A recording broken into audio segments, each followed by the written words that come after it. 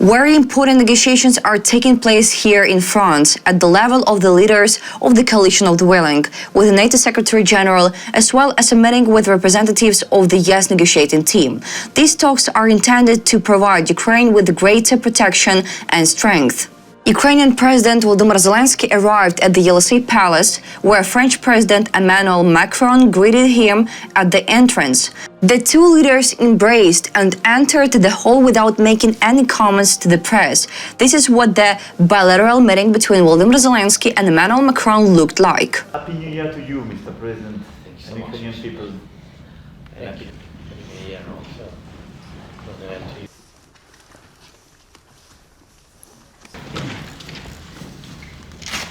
Merci beaucoup. This was followed by joint talks with yes representatives Jared Kushner and Steve Witkoff.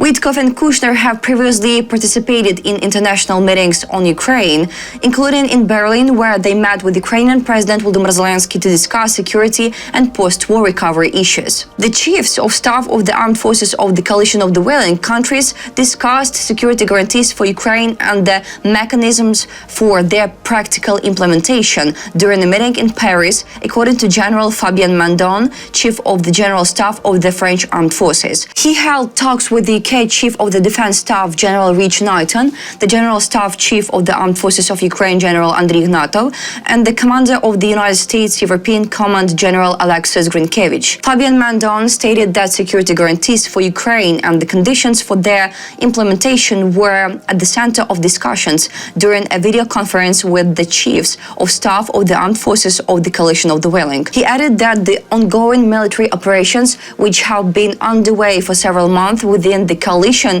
and in cooperation with the years, are intended to support political efforts to achieve lasting peace in Europe. France, Britain and Turkey will push a proposal to deploy a peacekeeping force with possible logistical and intelligence assistance from the United States when they meet with Ukrainian President Volodymyr Zelensky in Paris, Radio Free Europe Radio Liberty reported on Tuesday, citing its own sources.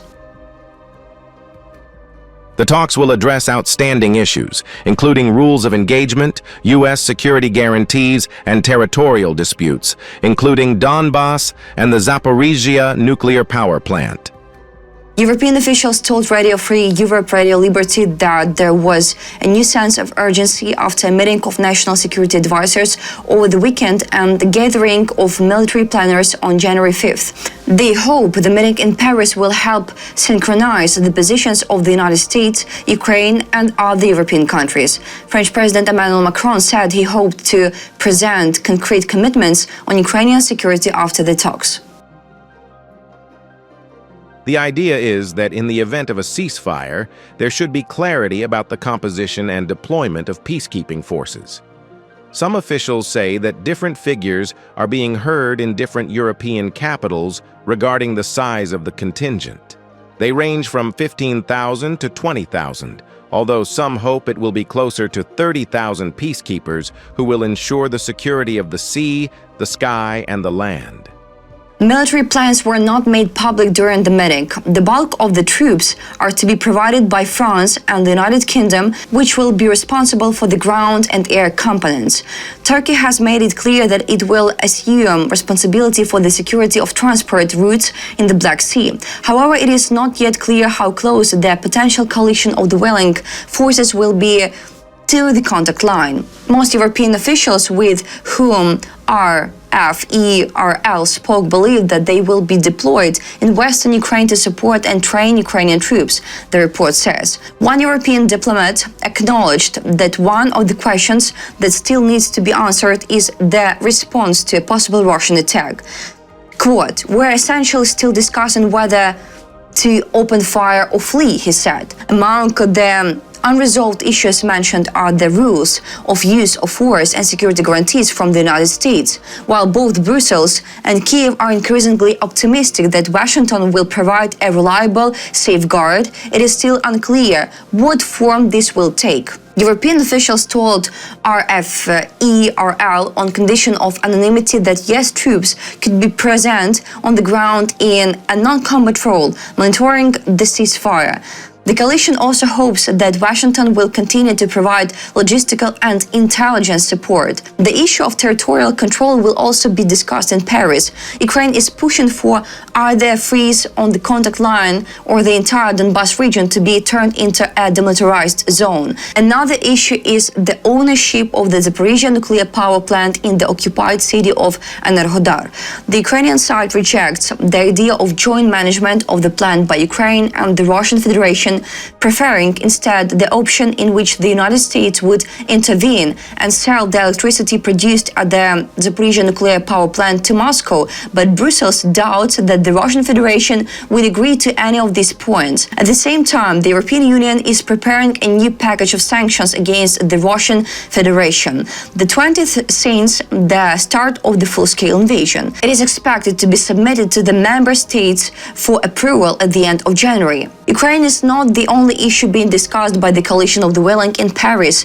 An unplanned topic on the agenda is the question of Greenland. This was stated by Polish Prime Minister Donald Tusk, as quoted by Polsat News. There is no doubt that the issue of Greenland will also be unpredictable and unplanned for us. It has stirred very strong emotions across Europe. For Poland, two things are obvious and very difficult to reconcile. Let us not deceive ourselves, but they are clear and unequivocal.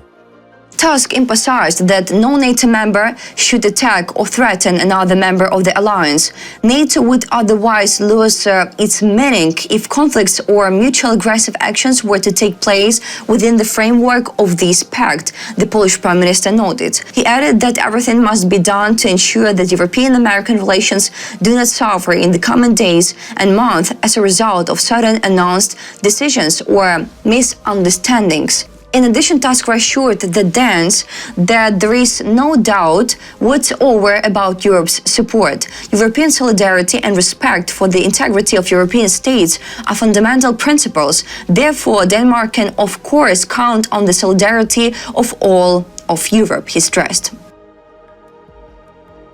That's all for today. Thanks for watching this video. Support Ukraine, like and subscribe.